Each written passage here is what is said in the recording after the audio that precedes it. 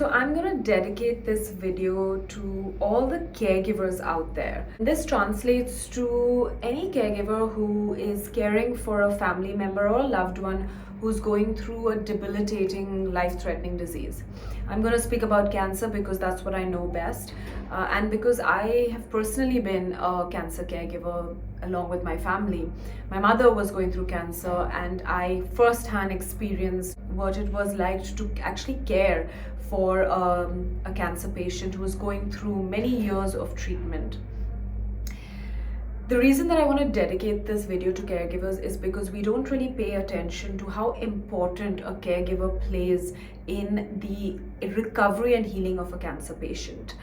Also, unfortunately, caregivers have a very misconstrued perception of how they should be while a cancer patient is going through treatment. There are multiple emotions and a lot of mental distresses that a cancer caregiver actually experiences throughout this interim.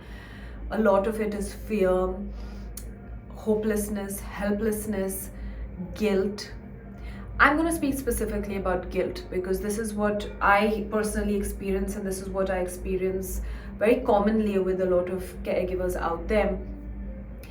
We tend to believe that we were either the cause of it, or we didn't do enough, or we're not doing enough, or if there is any kind of moment of joy that we do feel in a time which is very testing and difficult for us, there is guilt. There is guilt in all these levels because we feel that we are responsible in a certain way for the development of the disease and also the recovery from it. That is the number one mistake that any caregiver should experience. I remember times when I would feel moments of joy, comfort, happiness, laughter. I remember times when I would go out with my friends and for those couple of hours actually disconnect from what was going on at home. I would feel these very strong bouts of guilt later on that how could I indulge in anything that made me feel happy and joyful at that moment when someone that I love so deeply was suffering at home.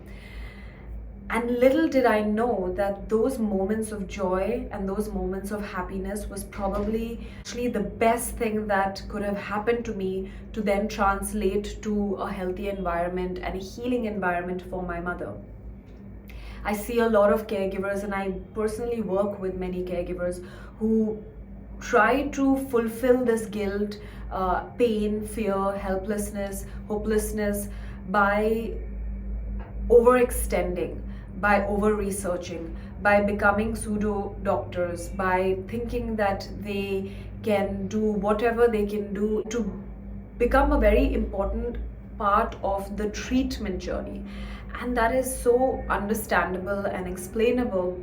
However, it's very important for a caregiver to understand what his or her responsibility is. And that is just two things. Number one is being a support system for the loved one who's going through the disease and doing that in his or her own capacity in the best way possible with what they have at that moment. And number two is to be a support for themselves. We encourage caregivers to indulge in self-care because when a caregiver is taking time off, is indulging in therapy that is for themselves, they show up as a better support system for that patient. Many a times what we don't realize is that while a patient goes through treatment, there is a lot of attention and energy on that patient. They have an entire medical team that supports them. They have an entire ecosystem at home, family, friends, the community that is there to support them.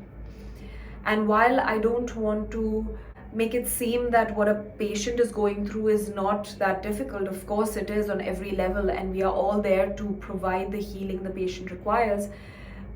Many a times patients go through withdrawal symptoms post-treatment because suddenly the medical team, the attention, the energy is not as much.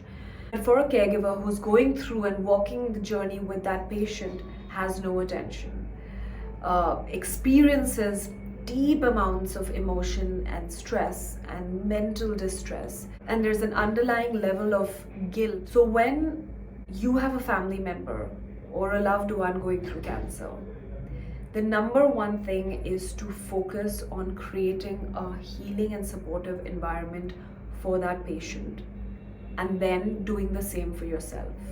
This is something that I have learned personally as a caregiver, and this is something that we see time and again with all our cancer patients that we're working with.